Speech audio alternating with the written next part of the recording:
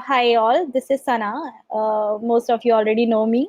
So I'm working as a community initiative lead at Recro.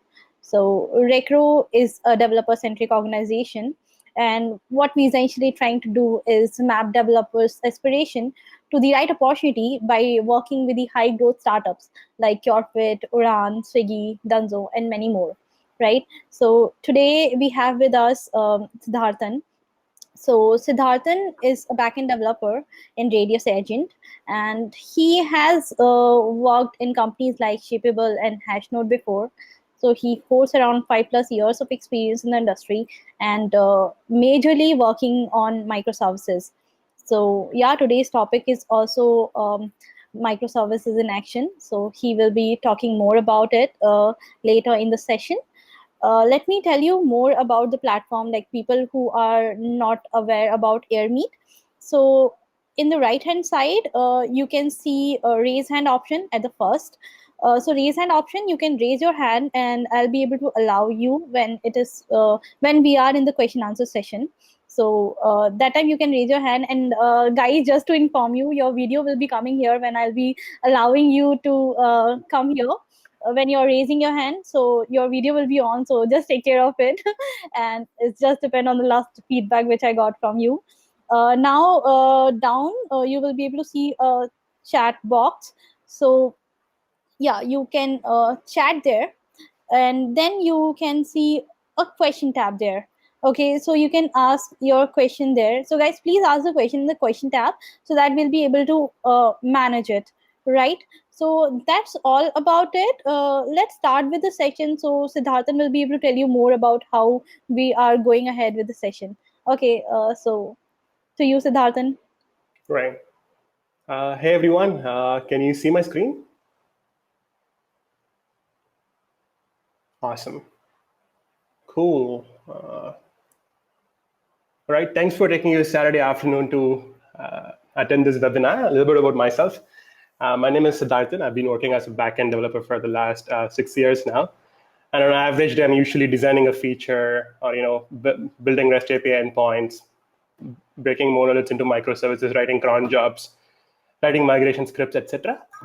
Standard backend stuff. And over these years, I've had some great mentors who scale companies from 0 to 1 million users. And they have taught me some techniques to go about designing microservices, and some techniques I've picked up on my own. And these are some principles I keep close to my heart when I go about building software. And so it's not just going to be about microservices. I know that that's the core of the topic, but we're also going to be looking at a few other fundamental principles that I hold key to my heart. So let's get started. So after the seminar, if you have any questions or you want to connect with me, that's my handle on Twitter and GitHub. We'll quickly skim over. So yeah, this is the broad list of items we're going to be looking at today. First, we'll go look at what is a monolith, what is a microservice, the pros and cons of both of them, and what to do. And obviously, at the end of the seminar, we'll probably be leaning towards a microservices way of doing things. And then built a little demo comparing both approaches. So we'll go look at that. Yeah, but before going into that, we'll go look at scaling in general. I know written with microservices there, but often the problems that keep us awake at night is scale, right? So what are some absolute must-dos that we should follow to make sure the systems we build are built correctly and that they will scale seamlessly? And also, whose problem is scale really, right? Is it an engineering problem or is it an ops problem? I think it's more of an engineering problem where ops just usually takes care of keeping the services up or making sure it scales up to the traffic from a hardware perspective. Your code should be, absolutely, you should know when you write it that it's going to scale for one person, 100,000 people, or even 1 million people, right? So we'll look at that. And then we'll go look, and that's my favorite part in this webinar. So, we're going to talk about some key concepts there. Then we go look at this demo, and then finally we'll go look at how to organize code, right? Like it's like when you have multiple microservices running, you're going to keep it in one repository or multiple repositories, right? And for each topic, just allow me a few minutes to present them. There are some principles which I like to start with in the beginning. And then once we get into that topic, if there are any questions, I'll be happy to answer them to the best of my ability. And also, this webinar, it's like we're going to scratch the surface of how to go about building microservices. So someone who doesn't know how to build it, they're going to kind of find it extremely interesting. And other set of people who already work with microservices, this is your bread and butter. There are some concepts that you might find really interesting, so do stick around. And also, another thing I like to say is, most of the things I'm going to say are widely accepted standard to go about building backend systems. There could be some concept that I'll share, which has worked for me, and I've seen it work at the companies I've worked at.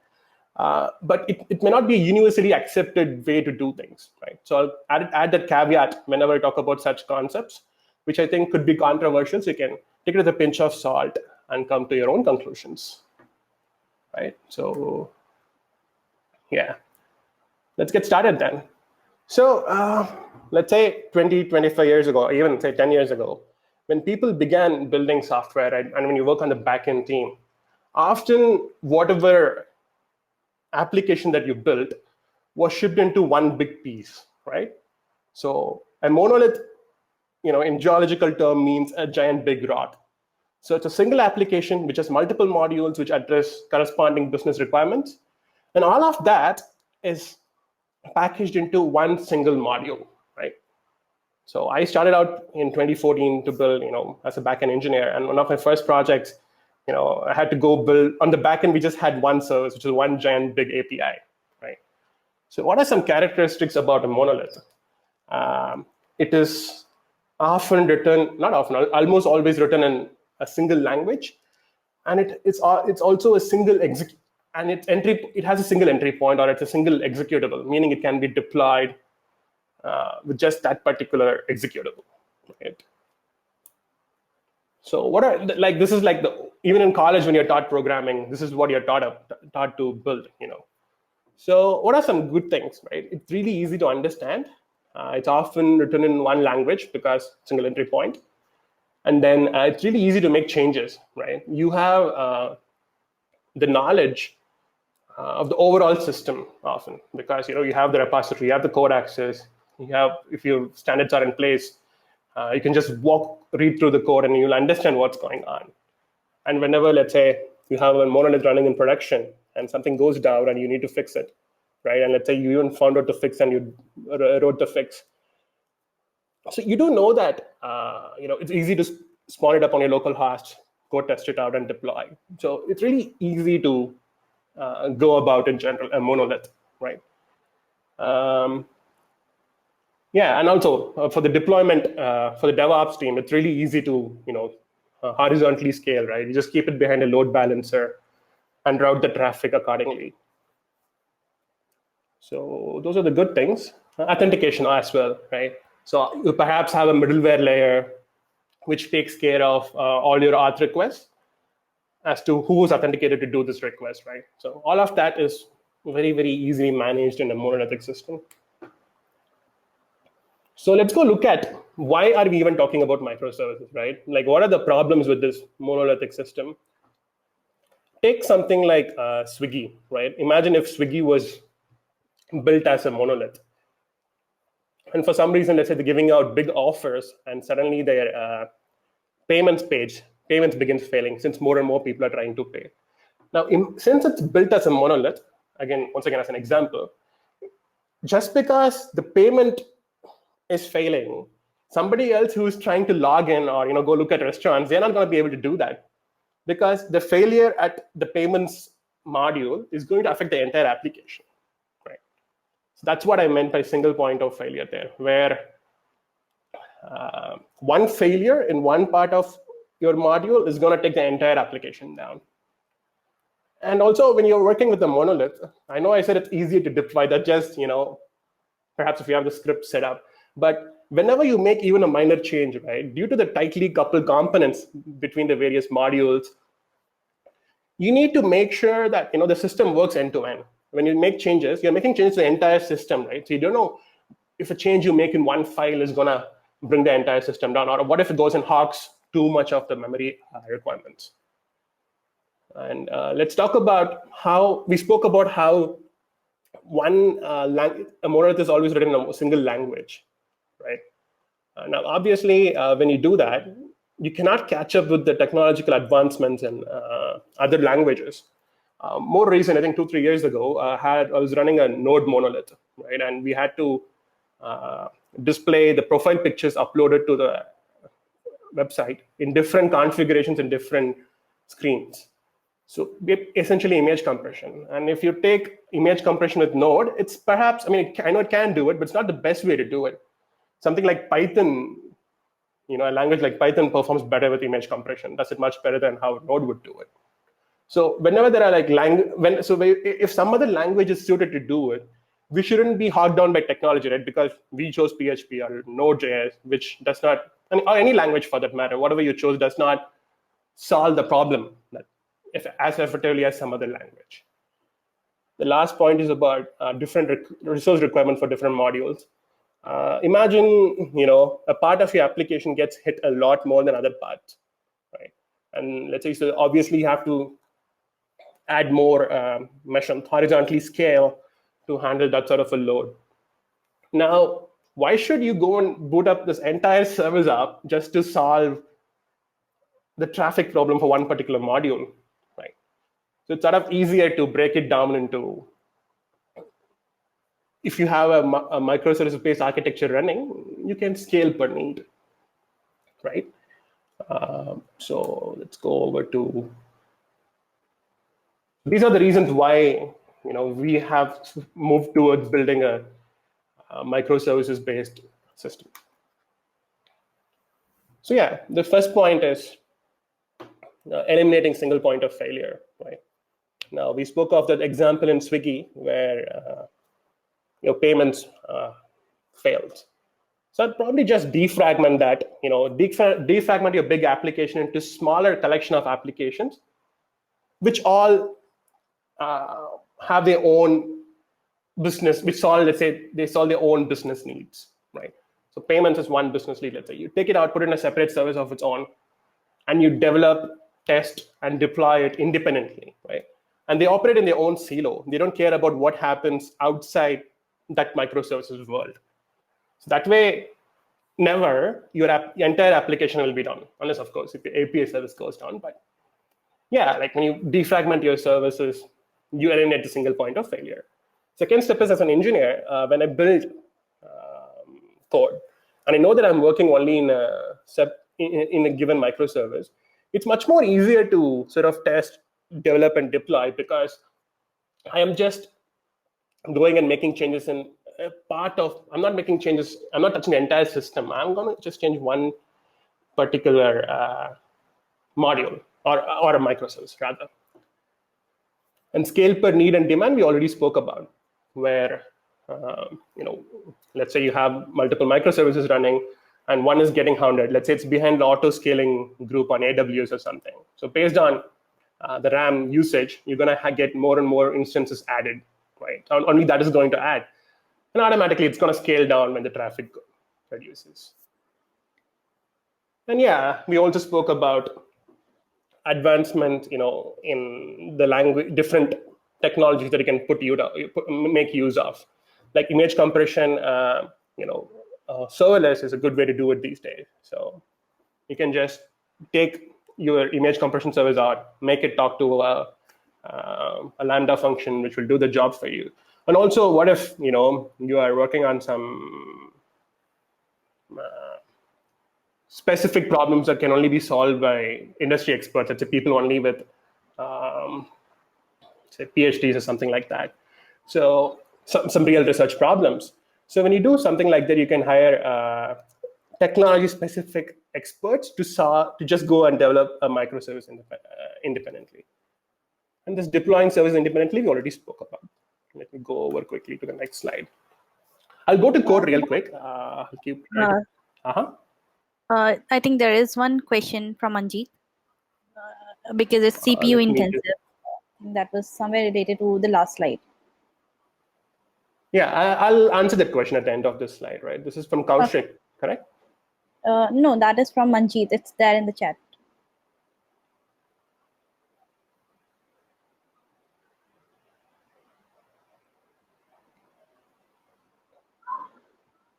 Okay, I'll just take the questions at the end of this slide.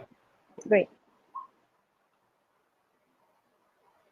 So what are the, I wouldn't call these flaws of microservices. I would talk of it more as concerns that we need to keep in mind when we develop microservices.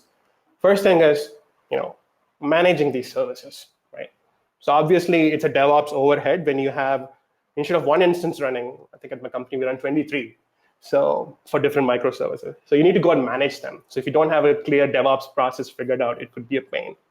And authentication, like how do you ensure that each message a microservice receives or a request that the microservice receives is authenticated? So either you take care of each microservice to do it on its own, or perhaps you have an authentication layer implemented in each of them which does it. Third is changes in payload. Like let's say microservices A, B, C, D are communicating with each other and they expect the payload in a certain format. If some developer working in some other service goes and changes it, and doesn't let others know that it has changed, it can cause problems. The fourth one is something that we tried solving at my company 2 years ago, which is environment variable sharing. Like, let's say we use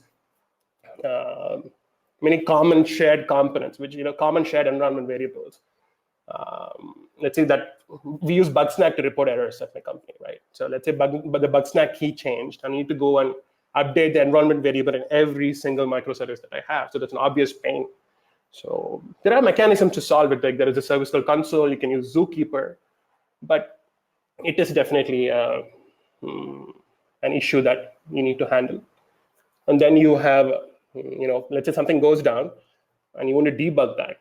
So you need, or even let's say you fix it, you want to test it out on your local host. You need to bring up all these systems together, and you need to have it running so that you can make sure that whatever you tested works, whatever you fixed works. Apologies. I'll just go look at the question now. Give me a quick second. The question is from Kaushik, right? So separate DB will be maintained for microservice. So I think it really depends, right? If necessary, some microservices have their own database, or you share a database. There's no correct answer here. It really depends on the need. And master DB would not, the moment, it's not, we're not talking about DB replication here, right? We're just talking about independent databases or shared databases. Kaushik, did I answer your question?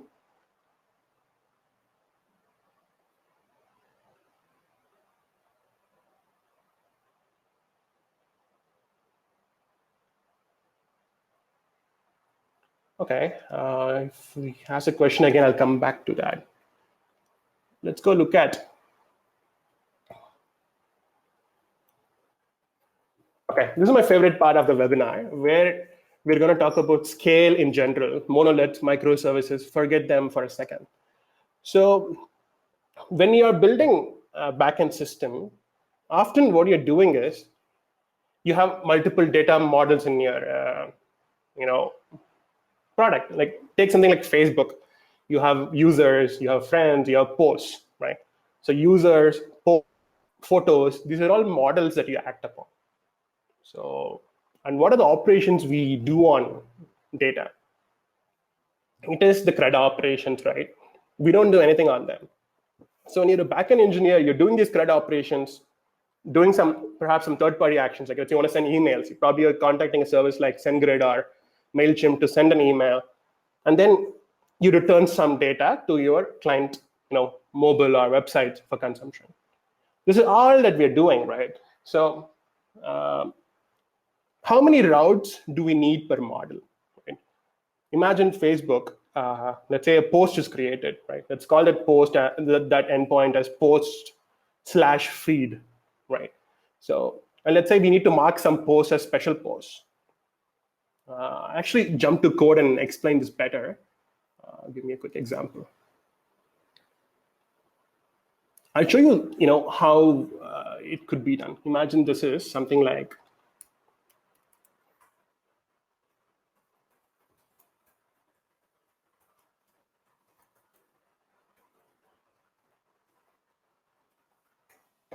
okay, this is what we do, right? creating something called a feed item, and this is how we're going to go about it. Let's say now we want to mark a post as a special post or a pinned post or something. For that, often a bad practice that we see these days is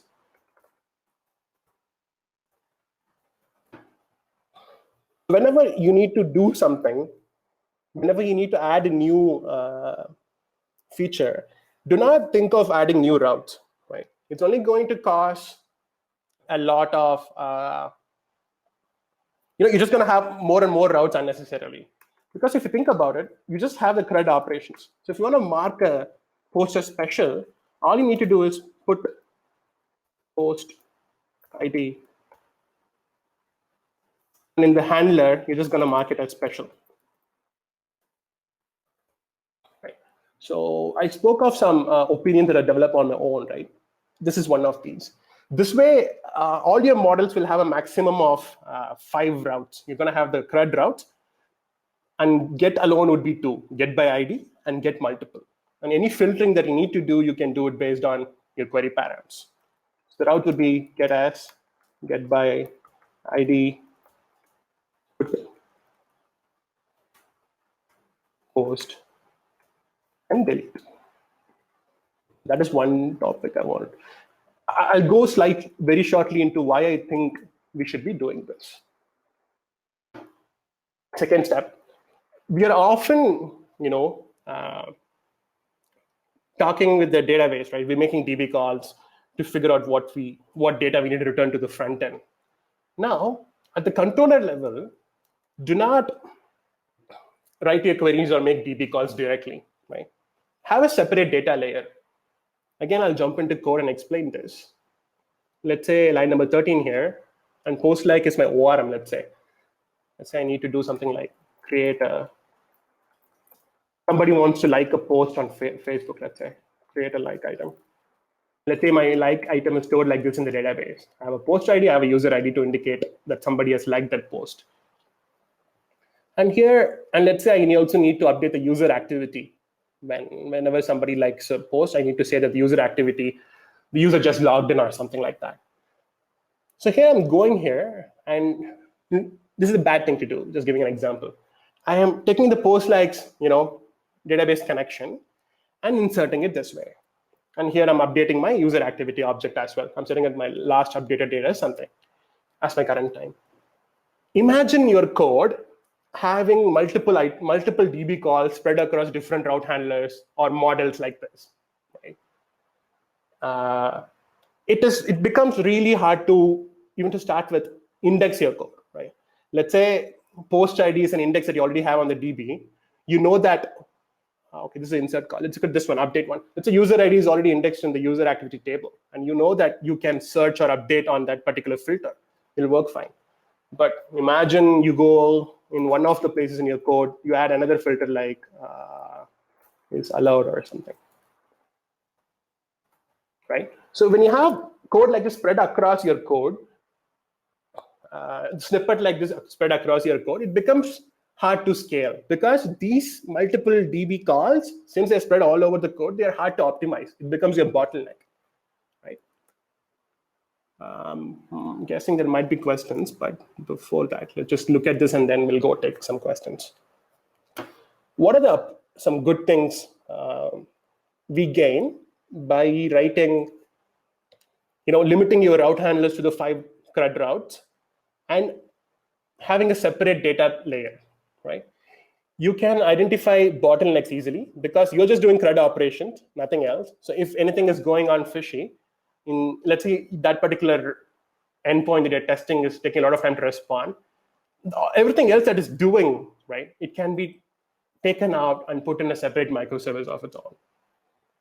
And security. Imagine while you're doing let's say if you look at the Facebook example again, somebody wants to like a post. Let's say user should not like their own post. So here I'll write some check like user ID not in current user, right? So those checks will be limited at the model level. It won't be spread across code. So my security about who can update what is handled really, really well because it's in a single place.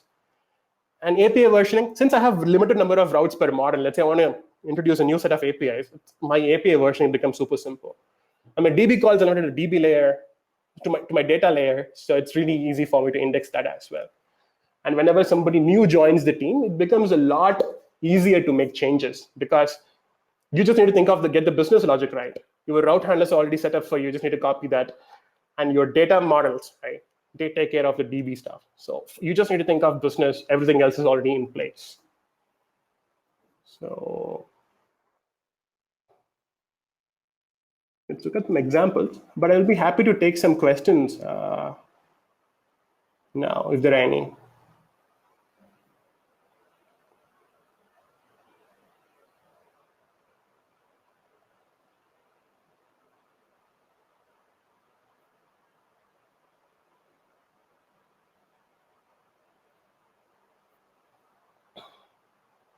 Questions? Sarah, can we take some questions? I would like to go over them. So I think Sachin has asked something. And thank you, Ankush, for your appreciation. Yeah, I think he can come online and ask the question.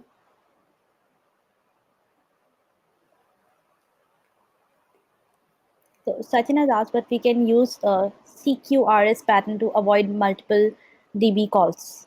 Something in the chat box. In the chat box, yeah.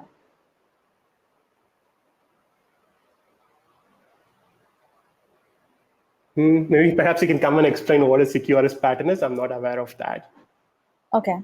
And Amarnath has asked in the question tab, I always hear advantage of microservices like scaling development process when compared with Monolith, but there are still some great websites like Stack Overflow where Monolith is being used.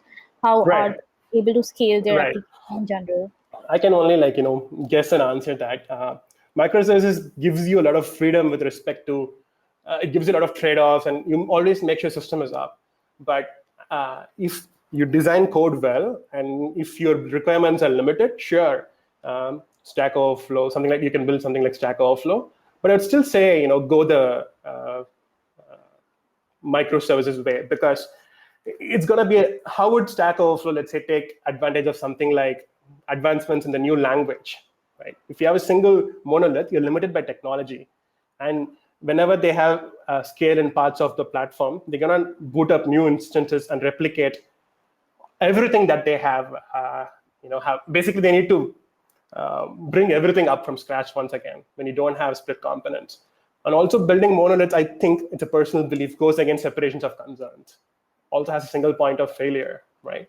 So sure, you can build websites. For instance, even when you, let's say you have a demo coming up this weekend for your startup, and your boss came up with an idea on Friday, and on Sunday you need to demo something. So in such situations, you can go ahead with the monolithic approach. But always make sure to sort of come back later on and take time and break it down into microservices. And secondly, another problem that we all face is whenever you join a company or you go look at an existing code base, often it is written, you have many big monoliths. Sure, you have some microservices running. So where do you start breaking it down into microservices? I think you can think of new features as microservices, right? So let's say you have notifications set up, right? And let's say whenever a user signs up, you send them an email, right, saying, hey, hello, welcome to the platform. Let's say one day somebody comes and tells you, let's also send them an SMS. You can think of developing that SMS feature as a microservice of its own, right? So that way, you break down an existing monolith slowly into multiple microservices, and you can scale better. I hope I answered that question.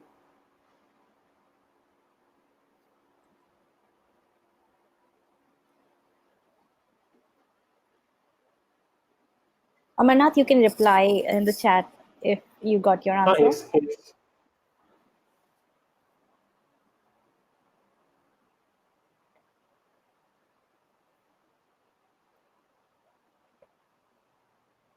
Okay, he allows microservices. Just curious how Stack Overflow does it. I think perhaps we can post it. I mean, you can make it work, I think, when you follow the certain standards in place, right? So perhaps I got it to work. Even when I started out in 2014, our application scaled pretty nicely, except it became a single point of failure. So yeah, and even before this whole microservices paradigm came along, people perhaps have always built monoliths, right? So another question, not related to microservices, but is having an ORM worth it? Oh, I will answer that in the end. I don't think I have the expertise to sort of look at it, because I have been a big fan of Sequelize what are ORMs I've used, right? Otherwise, if you write raw queries, it's going to be spread all over the code. Yeah, we'll look at it in the end. I'll take the question. Let me go ahead with the webinar.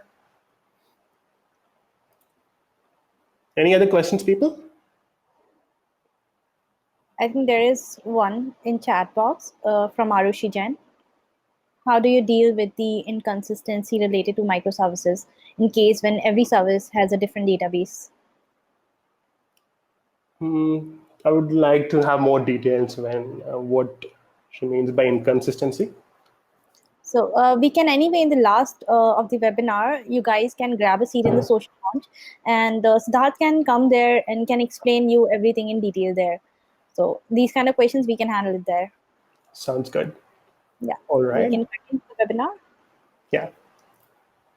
Let's look at where we were. So we spoke about how to break it down into, how you limit your DB calls into the data layer and how you only have the necessary CRUD routes. Next part is going and looking at the little demo that I've built. So here we are. I'll just close the examples. Okay. So built a simple REST API, which is called /user.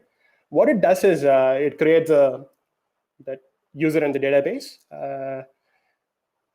and then sends them out an email. First, I'll show you the monolith-based approach, and then I'll go into the microservice-based approach. That's line number 30, where I'm sending a message to a RabbitMQ broker. Let's go look at how we are sending this email. I'll just quickly show the code. I'm using SendGrid to send my emails, and I've already registered some recipients yesterday. So there's my utils file. Yeah, this file takes care of sending the email. Index.js is my monolith entry point, and this is my post route. Let me just quickly fire it up. It works because I'm gonna hit this post endpoint. I'm gonna just hit this endpoint from Postman. All right, so I think the email went through. Just quickly open it up and see if I got an email.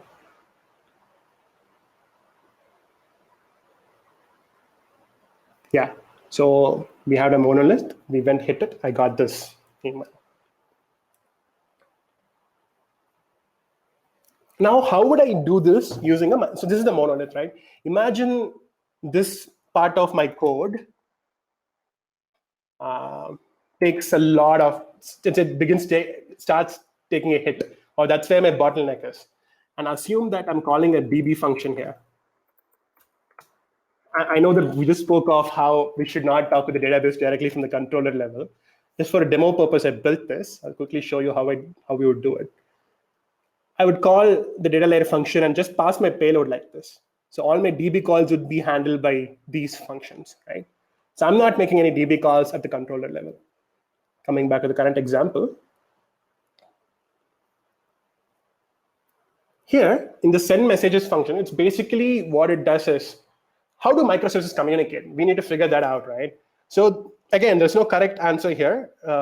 When it's a unidirectional flow, right? When just the message goes from service A to service B, there's only one-way communication. I think you're not really waiting for a response, right? Like in a standard HTTP pattern, your client makes some request, you send them some response back. In this particular example, there's no response back, right? My user signed up, I'm sending an email, I'm gonna do it asynchronously. I don't care whether I get a response or not.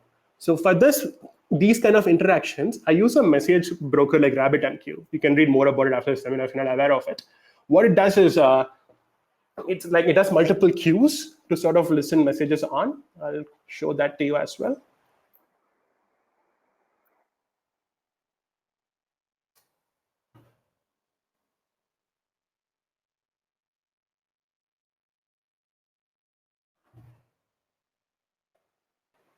This is my RabbitMQ interface. So I have this queue called email webinar, which will start receiving messages and transmit them to the microserver. And you can think of it like a pub-sub pattern where there's a producer and a consumer. And these various consumers are basically the microservices which will be listening on the various messages that we send. Okay, so let's try out the microservice approach now.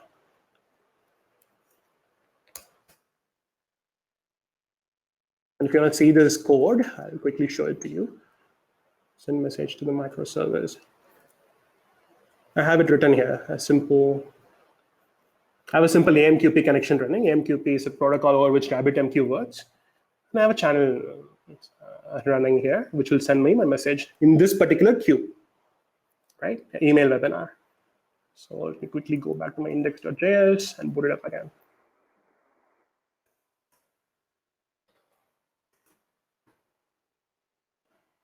And also, I'll quickly show you the microservice code now.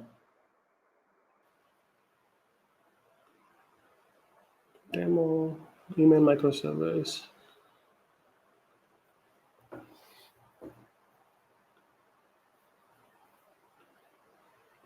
It's a webinar, so I'm not able to gauge your expressions. I'll quickly come to questions after this demo is done. Cool. This is my index.js file, and I'll be waiting for messages here. Basically, I just connect to that particular queue. I'm waiting on messages, and then I perform my actions. In this line number 28, my microservice will actually do the action of sending the email, right? I'm gonna start my microservice. This microservice right now is waiting for messages, for emails to send. Let me quickly go post a message. It puts another email. So my request is successful. And there you go. I received this payload. I sent an email, right? So this is how you would send. Hopefully I got the email. Let's check. Yeah, got the email. So basically we had a monolith originally, and then we came back to, we broke that monolith into a microservice. How do we extend this problem, right? Let's look at general chat. There's a question.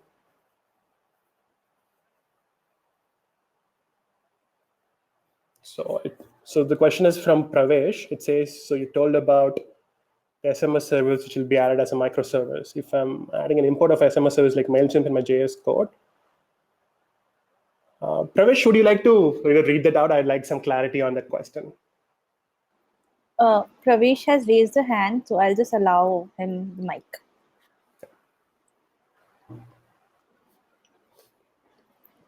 Hey, Pravesh. Hello, can you hear me? Yeah, Pravesh, hi. Yeah, so actually, after some time, you already cleared my doubt through mail, through RabbitMQ. You are doing it. I was just having a doubt whether if we import a mail, import or require a library or service of MailChimp or any SMS service, then and then use it. So will it be called a microservice? I was just having right. I'll try to answer that. So imagine we're already sending email the way we are sending email. Let's say we have to send SMSs as well, right? Now, there are two ways to do it. You can have another service called notification, which takes care of all notifications, right? So the user signs up, a message is fired to the notification service, and then that notification service figures out the number of type of notifications we have: SMS, push notification, email, and those can be microservices of their own, right? So from there, you have another set of microservices which you talk to. But let's say it's an overkill and you don't have enough resources to spend. Sure, you can have in your notifications microservice, you have 3 modules running, which take care of the 3 SMS, email, and push. It's a call that you can make, but I would recommend keeping them separate, because email sending is very different from SMS sending, right? SMS, you can use something like Twilio to send. Email using MailChimp or SendGrid or whatever. So again, there's no correct answer here, but it's up to how you go about it. But last thing, No, I just go ahead. sorry for the interruption. I was just having one doubt, like because we use lot of npm modules and we use lot of services when we code, right? So adding all these things and using them, that is not called microservice, right? That will not be considered as using microservices, right? That will be monolith. When you think of it this way, right? Is it just your backend system? Is it just one giant system, or is it just two big giant systems? Those would be monoliths, right? If you have different parts of your backend system separated into different services, solving their own business, that would be called as a microservices-based architecture. All of them can have multiple node modules or whatever. And node modules are just library to achieve a certain function. But if you just have a single entry point in the backend, which spawns your entire backend infrastructure through code, that's your monolith. When you have multiple services functioning independently on their own. For instance, in this example which we saw, the email service just takes an email payload, sends email, right? That's the only thing it does. It does not know about anything else. It does not know about the database in this instance. This would be a microservice-based system. The first example which we saw, where everything is in that node, that Express app that we saw, that would be a monolith. Did I answer your question? Sure. Thank you. Thank you. Is there any other questions, or should we go? Yeah, there's one more raised hand from Aditya and Sachin. I'm allowing Aditya. Sure.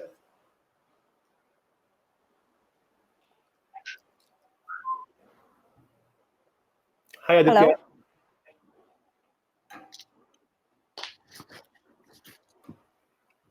Hello. Aditya, are you able to hear us? I think we can't hear him. Hi, Aditya, do you want to type your question out perhaps? Okay, he's saying there's some problem with the system.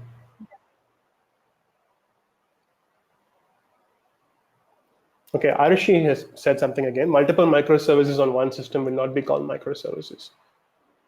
Correct, it won't be called. Like even when you have everything in one big executable or one big application, that would be a monolith. It won't be a microservice. Sachin has raised hand. I'm just allowing him. Hi, Sachin. Hi, Sachin. So am I audible to you? Yeah. Okay, so I was thinking of a case. A is my microservice and there is my B microservice. A sends a message, publish a message to B that create a person in a database or create a person in our DB. B service has its own DB, and while saving the data, it got an exception. So what you will do that in that case, because there is a database exception is there, SQL exception, you can't save in that, then what you will do? Right. It's a good question, actually. Imagine, and we need to keep in mind a couple of things here. Whether you can, let's say a message came and that message failed, can we retry it with that same message and try to save it? Right. But it's a client request. He will click the button at only one time, right? Yeah. He's going to click it only once, right? But from the microservice, from the API, which is sending the message to the microservice, I can have feedback mechanism set up, right? Is my request acknowledged? With RabbitMQ, in an example, if you see, you can set up rules where if there is an error, you can that message, that microservice will stop consuming messages till that error is resolved. But that's only for fatal errors. But you're talking about, let's say I put this into a try-catch block. I caught this error, right? So that's an error you need to think of handling. Like, but how will you throw that exception from B service to A? It's a very good question. Yeah. Right. So to propagating the message from B to A, what you will do, like what we can do? There are multiple approaches, I would think, right? So in this particular use case, I would actually have system where A talks to B over HTTP, B talks to C over HTTP. That way, waiting for responses, you know the failure, you can propagate Being errors. called, yeah. That's one way. Second way you can do it is, whenever there's an error, you need to propagate that error, perhaps through error like another service, to your root, right? This is Okay. something that I can perhaps look at it more and come back and answer. But the first approach is what I would probably do, where I have a HTTP-based connection, where service A calls service B, B responds, and then you catch the error and tell But the in user case that. of HTTP, we might have message loss, right? But for RabbitMQ, we will still have that message in our queue, and as the microservice is up, we can consume that message. That's why we prefer RabbitMQ instead of HTTP. That happens only for uncaught errors, right? This error, I caught it. Like I handled this error. So I need to it's in case of unhandled errors, the RabbitMQ automatically restarts, queues the same message. I was thinking of handling how to do a error that you handle, like a database integrity constraint or something that failed. It happened, but you need to propagate that error to the user, right? Which is why I thought doing it over HTTP would present the error to the user so he can resubmit or whatever. Again, not a correct answer, but that's what I mean, there's no only one correct answer here. This is what I would do, but I've done in the past in such a situation. Okay. Right? Excuse me. Thank you, Sachin. Any other questions? Right. Yeah. So. Yeah, this question from Aditya about. Yeah, absolutely. I think that we'll just continue with the seminar. Like I think the question he's talking about is about sharing resources. So we'll just quickly go into the final part of the seminar. So Okay. he can have the question answered. I should share my screen again, I think.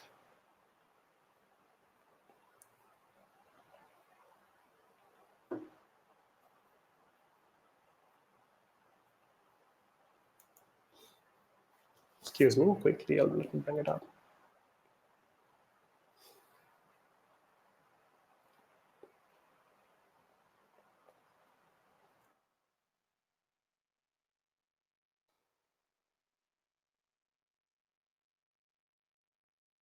Okay, so last part of the seminar is how do we structure code, right? So when you have let's say you're working only with the monolith, you just have one repository that you need to work on. Let's say you have multiple microservices that you're running. Do you put them in multiple repositories, or do you put all the code in a single repository with their own executables or Docker file or entry points, right? Even though you have multiple microservices in a single repository, they can all have their own entry points, right? Like they could be perhaps even in different languages in the same repository. So that's how you do a mono-repo. A multi-repo is when you have this information, the different repositories you have these microservices running in their own repositories. Now, what are some good things about this?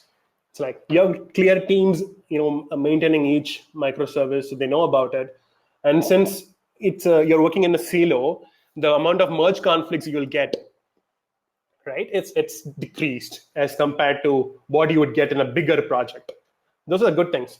The bad things is when you have different code bases, and often that's the only thing that you're maintaining, you won't have an end-to-end understanding of the overall system, right? That's a big flaw. And second thing is, that's what Aditya just asked, shared components. Imagine some common util functions that I'd like to use. Imagine 10 microservices I use are in Node, 5 are in Golang, 3 in Ruby. If you structure them in a certain way, you can share the common functions that they will use, right? And coming to resource sharing, that really depends. Do the microservices share the same RAM? Do they live on the same machine? Do they talk to the same database? Those things are, they're based on the use case that you have. But I've seen both, where they kept separately or they share a lot of resources. Another problem when you have multiple repositories, ineffective code reviews. Like imagine there are certain standards that you agreed upon. Let's say talk about logging. Let's say the entry of each function you need to put in a log file. And just an example. So that maintaining that standard becomes really hard when you have multiple microservices, because each microservice, when you have multiple repos, not microservices. Because each repo cannot have its own standard. Each team in a company cannot have its own standard. It's called standard because it is standard, where you have certain rules that you need to follow when you write code. So it's easier to enforce those when you keep all of them together because they're all in one place. Mono-repos. So one thing is, since you have you have everything in one place, it's easier to go look at multiple components at the same time.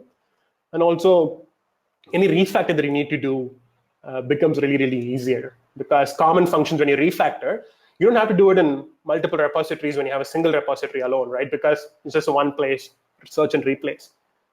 And you'll have better context of the product when you store code in mono-repos, my experience. So that brings me to the end of my presentation. I'll be happy to take questions, if any.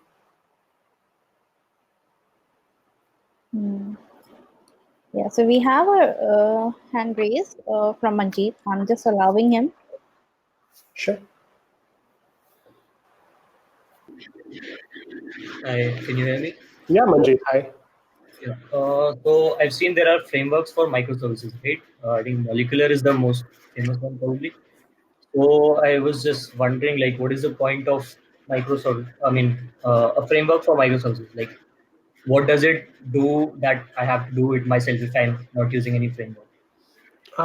So far, I have worked only with standalone applications, right? Like where I created my own infrastructure. Where, to be very honest, I haven't used Molecular. So the way I have gone about it is, I have a central API. I have multiple microservices. I use RabbitMQ or Kafka to talk between these services. So to answer what Molecular does, I need to go look at it. But perhaps it gives you a boilerplate of sorts to handle things. Or if somebody else knows the answer, they can perhaps answer that. Okay, so probably that will be useful when you're like building your product as a microservices from the scratch, right? Like for example, what we are doing right now is we have a monolith and we are trying to break it into microservices. So the thing is, like, we have a lot of shared components. So if I break that into 4 microservices, there will be there'll be a lot of duplication if I start putting all the the shared libraries or your helper functions, helper modules. So like, how do we go about that? So when you have a monolithic repository, right? So when you have the multiple microservices in a single repository, and let's say there is a common logging function that you have, or a common error handler function that you have, those can be put at a root level as a util file. Those you can share. So in a mono repository-based approach, there's a lot of components that we can share, or even libraries, or many, like say 4 or 5 years ago, JavaScript's native functions like search, map, etc. were not as effective as those provided by the libraries like underscore or Lodash. So we used to heavily use Lodash across our code base.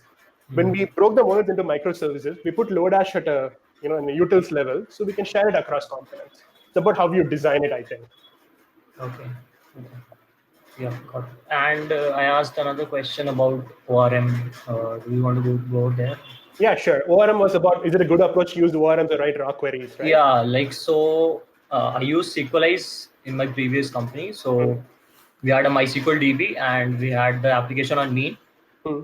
So like whenever we had a little complex query, we had to write raw queries every time. And so you cannot write joins at runtime because you have to have the relationship defined in the model before it loads up. Understood. So SQL raw queries could obviously be easier to do. But the thing is, imagine when you have a join written across 5-6 lines, it's going to be really hard to read. I'm not saying I don't do it. I do it too. I write raw queries as well. But I don't think it's a great practice because it becomes really hard to read and maintain. ORM sort of give you that structure to, I know it's probably a little bit of extra work in the beginning, go set up the various joins up when you set up the code, right? But I would say the readability is much better with an ORM. So I would try to do it as much as possible, unless you're writing a super complicated join, in which case, that's the thing. It was actually an HRMS application, so there were a lot of tables involved and a lot of complex joins involved. So whenever we had to write like unions, like for your simple CRUD operations, it was fine. Like you could use the ORM and it was fine. But like whenever you had unions and everything involved, it was like almost impossible to write using SQLizer. Right. So that was our thing. Yeah. Good. Thanks, Manjeet. Okay. Yeah, I think I'm done. Sure. Thanks. Then there's a question from before we go into that. Does not good design for refactor when you're in a different repo? Arnab, do you want to come on and elaborate on that? Your question? Anam, you can raise your hand and I can allow you. What should be a general accepted way to share data and variables between microservices? If you're talking about environment variables, I think a certain pub/sub pattern would be a good way to go about it, like Zookeeper or console offer it. But I've explored only like very little bit on that. So I've used console, but you should go read about it more in detail.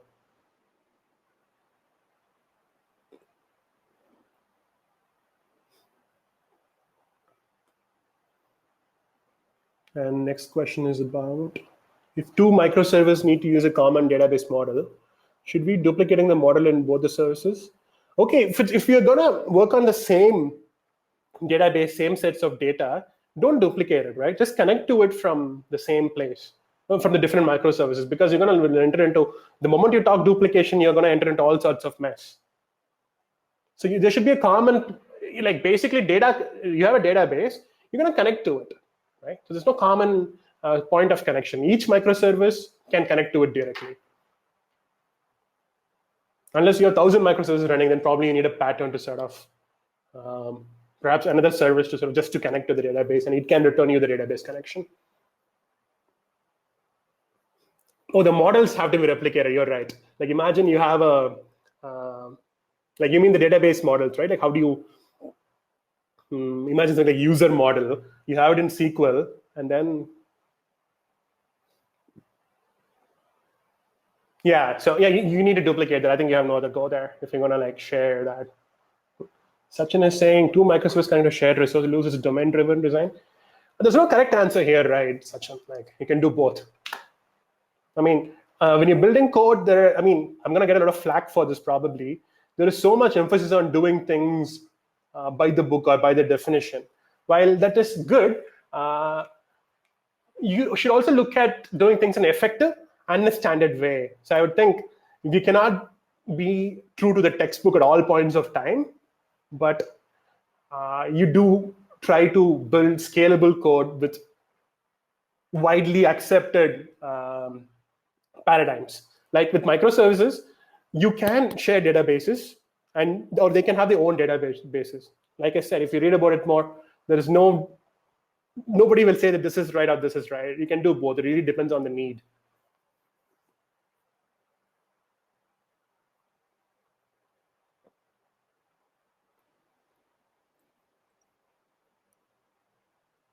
Are we done with the questions?